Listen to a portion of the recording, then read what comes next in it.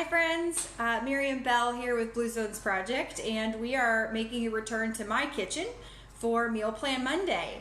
And today we are going to be talking about some roasted vegetables, really taking advantage of the fact that typically we didn't have access to an oven, but today we do.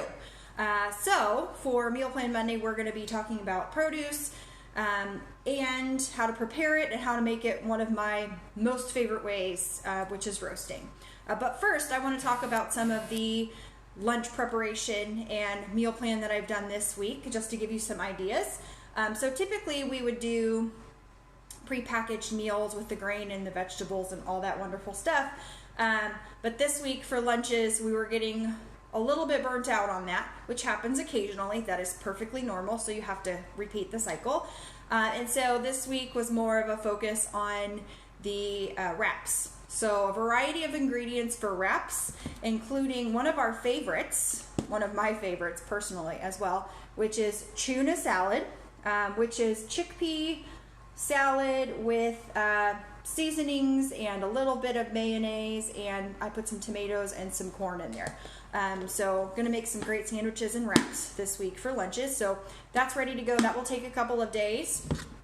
And then I also made some tofu strips, because again, in wraps or in sandwiches, these are some teriyaki prepared tofu strips. And so I can just warm these up or eat them cold, whichever I prefer.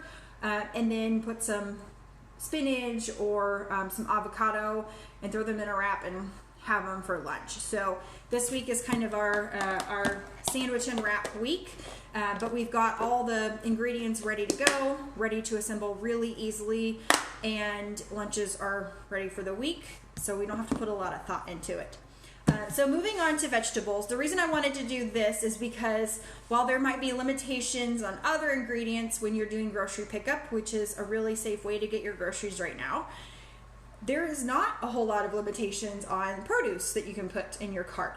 And also the chance of produce making its way somewhere into your cart is pretty good. So to give you an example, I asked for 4 packages of asparagus and got 4 packages of asparagus. If you ask for more than 1 or 2 of many other items, you just might not get it, or you're maxed out.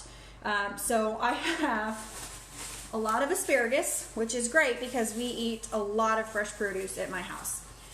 As long as we can get fresh produce, that is what we consume.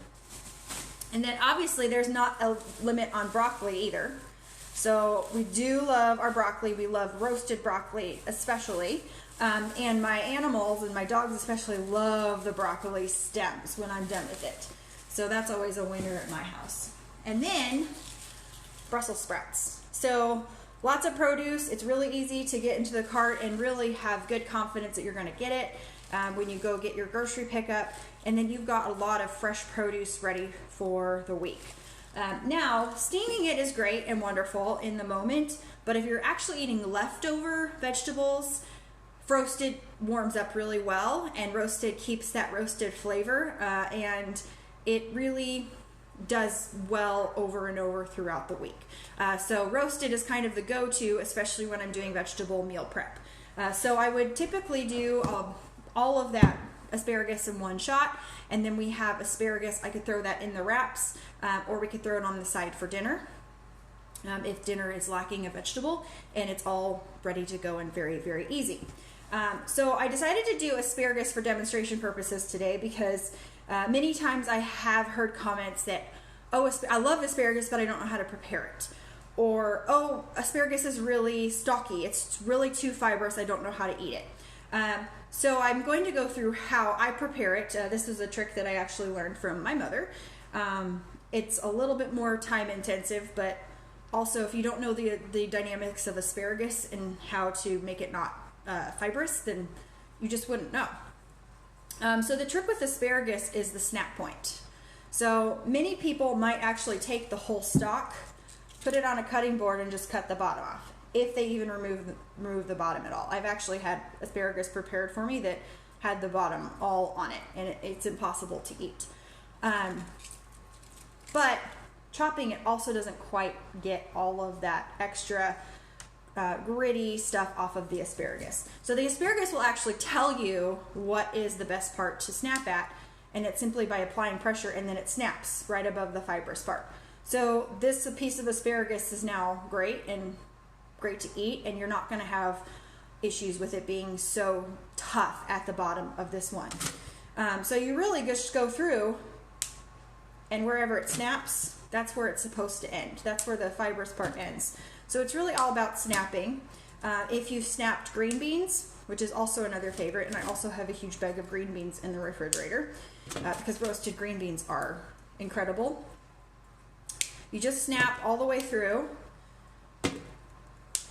And yes, it seems like this is a lot of asparagus, but again, this is the part that's really hard to eat. It's really fibrous and would be tough to chew, tough or impossible to chew. However, if you steam these, there are lots of farm animals, if you have any or have a friend that likes them, if you steam them, they actually really love this part of the asparagus. So I actually steam these and give these to my chickens, and it makes them very, very happy. Same thing with all of the extras of produce. Many of them are too tough, but if you steam them, farm animals really like them. Goats are less picky, but chickens are not. So we're just snapping, and see, those ones snapped in different places. That's perfectly normal. Oh, my oven is preheated. Okay, so there's lots of different setups and lots of different ways you might see on the internet about how to roast vegetables or what to put them on and what's best. Sometimes people spread it in a pan and don't have any covering, or they'll just spray the pan. I personally like parchment paper. I really like that it kind of crisps it in the way it cooks it through and through. So parchment paper is my favorite to just put on, and then you always want to make sure that you have enough space to kind of spread it out, and that you have a nice even coat of vegetables. I could probably put a little bit more, but we're just doing one batch right now. So now that we have the asparagus prepared, by the way, it had been washed when I put it on that towel. Now that it's prepared, we can do the seasoning. Now, many might go with the olive oil route and sprinkle olive oil on it. That is a great option. That is a delicious option, an option that I really, really love. However, I know that many of you that are Blue Zones Project fans might be more oil-free, and that's a choice. And so I wanted to do an option because vegetable broth actually makes very delicious roasted vegetables as well. And you kind of use the same method of the sprinkling. Now, if you're wondering how I might sprinkle from this, it's kind of tricky. You actually kind of cover the top with your thumb, simply like you would with the olive oil. You push and then you sprinkle, so that a little bit can escape at a time and it's easier to sprinkle. You kind of do the same thing, and there's a really good chance that I'm going to make a mess here, but we're going to go with it. So we just kind of sprinkle. See, there's just a little bit coming out at a time. So we now have a little bit of broth sprinkled on it, and it gives it a nice flavor. And then you do, I like salt and pepper. I do sea salt because I like the flavor, and just normal black pepper, whatever I have in my cabinet. So you do salt and pepper.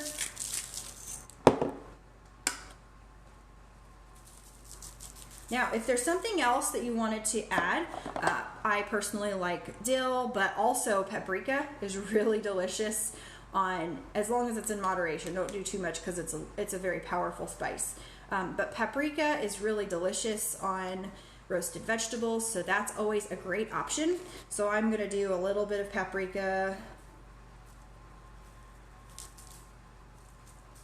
Okay, so I have my oven preheated at 400. The rack is at the middle or towards the top in the oven so that it can get it nice crisp at the top. And all I'm going to do is pop this in the oven for about 15-20 minutes, if even that. You do have to babysit roasted vegetables just a little bit because you want to make sure that they don't over crisp, but that everybody has a preference as to how much crisp they want on their roasted vegetables. I like a little bit more. Some people like a little bit less, and they like a little bit more crisp. But as you practice, you're going to discover that they're all really delicious, and you're going to figure out that's perfect time for those that, for the perfect consistency of asparagus. So that process you would do the same thing with broccoli. You would cut the tops off, sprinkle the stuff on top of them, and throw them in the oven almost about the same amount of time. And then with Brussels sprouts, in order to keep it consistent, you could actually cut these in half. The bigger Brussels sprouts you would have to quarter, cutting the stem off, and then throw it on top as well. And then you would roast those as well. And if we need to, we can absolutely do a specific demo on roasted Brussels sprouts, because those are the best. That's the best way to eat Brussels sprouts, is roasted.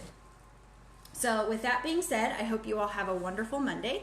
I hope you all had a wonderful, blessed Easter and had lots of family first time, either with those that you are socially distancing with in your house or virtually, to stay safe. And I hope that you take this opportunity to throw more produce in your cart.